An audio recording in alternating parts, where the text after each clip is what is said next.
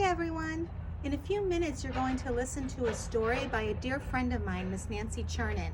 The story is Manjhi Moves a Mountain.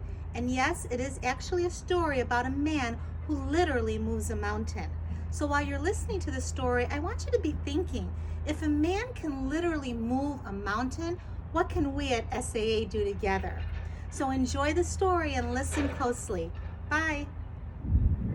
Hello, this is Nancy Churnin, and I am going to read Manjhi Moves a Mountain. This is a true story of a man who lived in a poor village in India. It was so poor that these kids didn't have a school to go to. They had to climb a 300-foot mountain to get to the school. People had to climb a 300-foot mountain to get to work, the sick to get to a doctor, and there was nothing much anyone could do until Manjhi came up with an idea.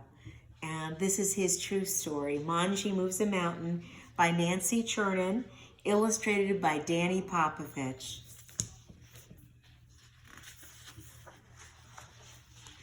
Deep in the heart of India, a mighty mountain separated two villages.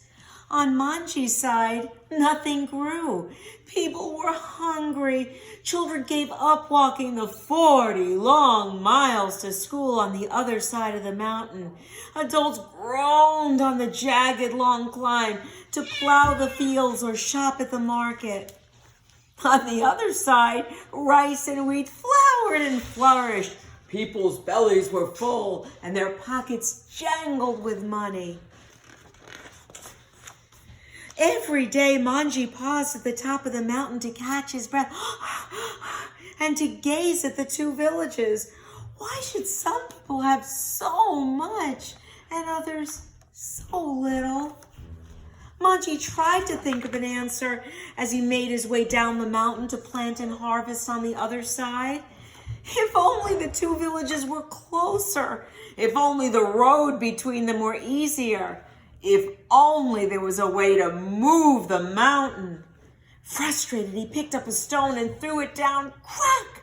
He saw a sprinkle of powder. He knelt down and felt it between his fingers. That was it. What was it? Manjhi hurried to his hut to search for something to trade. He had nothing anyone would want except 3 goats. He gently looped ropes around their necks and searched until he found someone who would trade a worn hammer and chisel for them. He hurried to the top of the mountain. He positioned the chisel, he aimed, he swung the hammer, clink! Powdered rock and tiny chips sprayed. Over and over, Manjhi swung until it was too dark to see. Clink, clank, clunk! His sweaty, throbbing fingers rubbed the rough rock. He felt a dent. It was small and bumpy, but it was there. I want you to think about what a dent is. What is a dent? It's a small hole. 2 inches, 3 inches. His shoulders ached, his head pounded, but his heart was lighter. He picked his way down the mountain and across a dirt path. He tumbled into bed. Now, before I turn the page, I want you to look at this picture. Remember the illustrations are by Danny Popovich? I want you to look at this. What do you see in the sky here? Do you see constellations? And constellations of a hammer? Of a man with a hammer? And of a mountain with a hole in between, a path through the mountain? Did I say anything in my words about constellations or what they would be of? So whose idea was that? That's right, it was Danny's idea. Do you like Danny's idea? Interesting. And why do you think he did this? Do you think he wanted to show us what Manjhi was thinking? Interesting. Okay, so now Manjhi was up all night long. Do you think he was tired? He was very tired. All too soon a rooster crowed. Manjhi rubbed his eyes. His hands were raw with blisters. Still, he climbed the mountain. He gripped the hammer and pounded the chisel for hours. And this is the part I want you to help me with. You know what he did? He went, hold swing. There you go. Then he scrambled down to hoe, water, and weed on the other side. As soon as he could, he rushed back up. And do you remember what he did? He went, hold, aim, swing. That's right. Day after day, Manjhi clutched the hammer and chisel. What did he do? He went, hold, aim, swing. Night after night, he slid dusty fingers into the hole, measuring 1 foot, 2 feet. After a week, he could crouch inside. 4 feet, 5 feet. You're crazy, people told him. A man can't move a mountain. It's there before he's born and after he dies. But Manjhi could see something they couldn't. The parting of the mountain into 2 great halves with a road in between. A road where people could get to work, to market, to school, even to the hospital more easily. Nothing could stop him. Not words, not time, not even the mountain, which sent chips and powder tumbling down his shoulders, whitening his hair. Now, before I turn the page, I want you to look at Danny's pictures again. Do you see what he did here? What do you see coming down from the sky? Do you see rain? Did I say in my words that there was rain in the picture? Why do you think he put rain in the picture? He wanted to show that, did Danny stop when there was rain? No. Did Manjhi stop when there was rain? No. Or sun or wind? Nothing could stop him. No weather. Nothing that happened could stop him. He did this every day. Do you like Danny's idea? I do too. A year passed. Every day Manjhi was a little stronger and the hole a little deeper and longer. 10 feet forward, 20 feet forward. 10 years passed. Can you believe he's doing this 10 years? Still, it was too far for children to walk to school. The sick often couldn't get to the clinic in time, and the villagers spent countless hours climbing to work in the fields and shop in the markets. But did Manjhi slow down? Manjhi did not slow down. What did he do? Remember? He went, hold, aim, swing. You got it. And he pushed forward. 30 feet forward, 50 feet forward.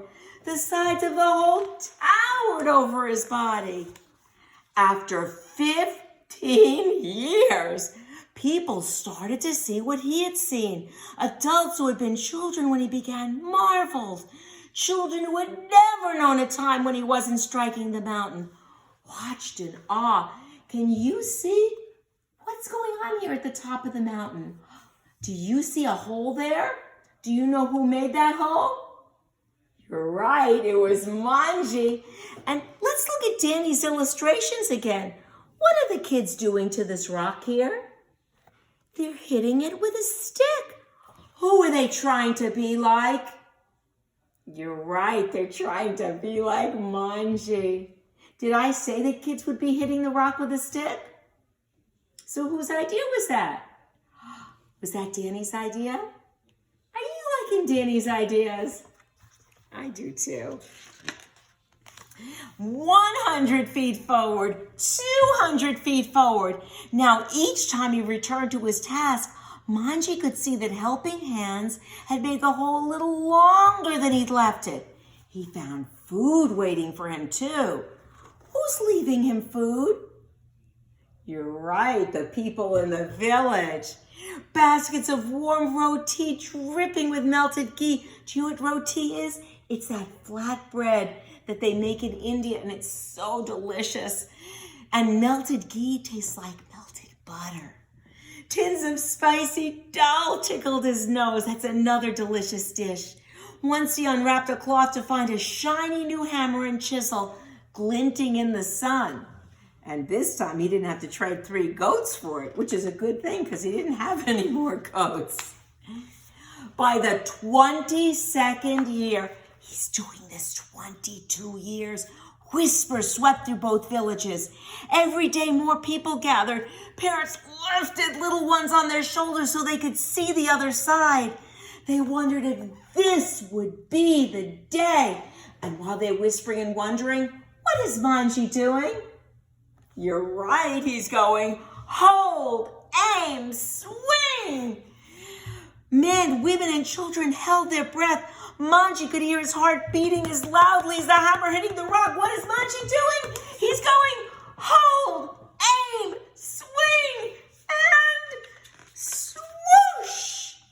Where once a mighty mountain stood, there was nothing but open space and broken rocks. Manjhi looked from one village to the other, but for the first time, there weren't two villages. There was only one, sharing water, hopes, dreams, and a man who had moved a mountain. Thank you so much. This is a true story, and you will find out more about Manjhi in the author's note. And in honor of Manjhi, I created a project called Move Your Own Mountain. Manjhi moved an actual mountain 300 feet to help his village. But do you know every time we help others, we are moving mountains? There are many ways to move mountains, and all over the country, children are sharing ways in which they are moving mountains. Maybe somebody needs a friend or an encouraging word, and you're helping that person. Maybe an elderly person is at home and could use a card to cheer that person up, or a meal if they can't go to the store. Maybe you could record a song that would cheer somebody up. There are many ways to move mountains, and I encourage you to go to nancychurnin.com and look for the Move Your Own Mountain page. See what other kids are doing, and with the permission of your parent and teacher, send me a picture of the good thing that you're doing to help others with a little caption of what you're doing, and I will put it on the Move Your Own Mountain page, and then you will encourage others to move mountains too. Thank you so much for sharing Manjhi Moves a Mountain with me. My favorite part of writing books is sharing them with you. Thank you. Bye-bye.